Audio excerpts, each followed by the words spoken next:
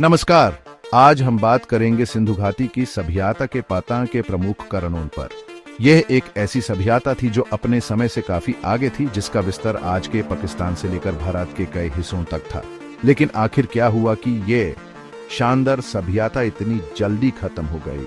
इस सवाल का जवाब ढूंढने के लिए हम अलग अलग पक्षों पर गौर करेंगे, विभिन्न सिद्धांतों का मूल्यांकन करेंगे और देखेंगे कि क्या सचमुच में इस महान विनाश के पीछे का रहस्य था। क्या ये प्राकृतिक आपदा थी जैसे कि भूकंप या सुखाना, या फिर ये मानव निर्मित कारण थे जैसे कि आंतरिक कलेश या किसी दूसरी सभ्यता के हमले? इस सफर में हम साथ मिलकर हर मुमकिन पहलू को समझेंगे और दिखेंगे कि क्या सबूत क्या कहता है। तो चलिए शुरू करते हैं इस रोमांचक खोज पर और जानते हैं सिंधु घाटी की सभ्यता के पतन के पीछे के सच को। एक पक्ष यह कहता है कि सिंधु घाटी की सभ्यता किसी प्राकृतिक आपदा का शिकार हो गई। सोचो, अगर आज एक भीषण भूकंप आए या फिर सालों तक बारिश न हो तो क्या होगा? वही हाल उस समय भी हुआ होगा। नदियों के मार्ग में बदलाव आने से या सूख जाने से पानी की कमी हो गई होगी। पानी के बिना खेती मुमकिन नहीं और खेती के बिना जीवन मुश्किल।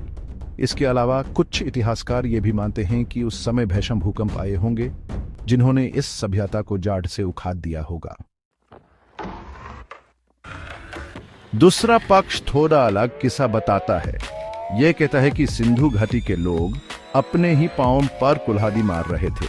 ज्यादा से ज्यादा खेती करने के चक्कर में जमीन की उपजाऊता कम होती गई। पेड़ों की कटाई ने पर्यावरण को और भी बिगाड़ा।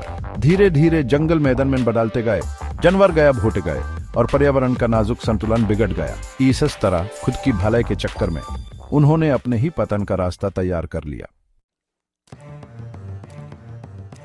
चैप्टर 3, आर्थिक और सामाजिक कारक, अंदरूनी चुनौतियों का सामना। कोई भी घर अंदर से कमजोर हो तो बाहर से हमला जल्दी असर करता है। कुछ वैज्ञानिकों का मानना है कि सिंधु घाटी की सभ्यता अंदर से कमजोर होती जा रही थी। दूसरे देशों के साथ व्यापार में कमी आने से अर्थव्यवस्था कमजोर होती गई। समाज में भी असंतोष बढ़ता गया होगा। जब एक घर के लोगों में ही एकता न रहे तो वो बाहरी हमलों से कैसे लड़ेगा? चैप्टर 4, आक्रमण और युद्ध, क्या कोई बाहरी दुश्मन था? यह पक्ष सबसे ज्यादा विवादास्पद रहा है। कुछ इतिहासकार ये मानते हैं कि आर्यों ने सिंधु घाटी पर हमला करके ईएसएस सभ्यता को तहस नहस कर दिया, लेकिन आईएसएस बात के पुख्ता सबूत नहीं मिले हैं। अगर हमला हुआ भी था तो क्या वो पतन का एकमात्र कारण था? यह एक ऐसा रहस्य है जो आज भी इतिहासकारों को परेशान करता है।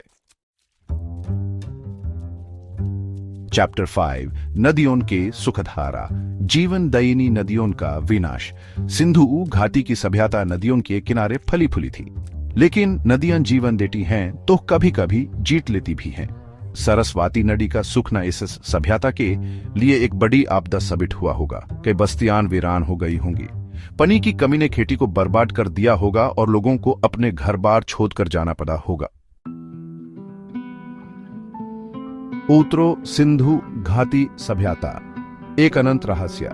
यह थे कुछ प्रमुख कारण जो सिंधु घाटी की सभ्यता के पतन के लिए जिम्मेदार थे। आशा है आपको यह जानकारी रोचक लगी होगी। सच यह है कि आज तक कोई एक कारण निश्चित रूप से नहीं बता पाया है। शायद यह एक कारण नहीं बल्कि कई कारणों का नतीजा था। इस महान सभ्यता के रहस्य को सुलझाना अभी भी बाकी है। धन्यवाद।